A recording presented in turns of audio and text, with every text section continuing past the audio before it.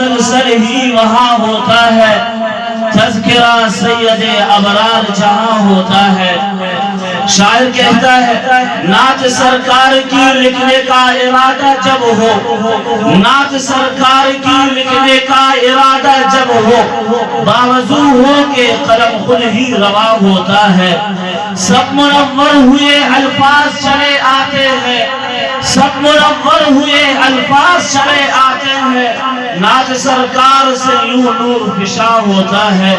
مجلس سید ابرار میں ہوں جیسے میں، مجلس سید ابرار میں ہوں جیسے میں، نعت پڑھتے ہوئے کچھ ایسا گمان ہوتا ہے۔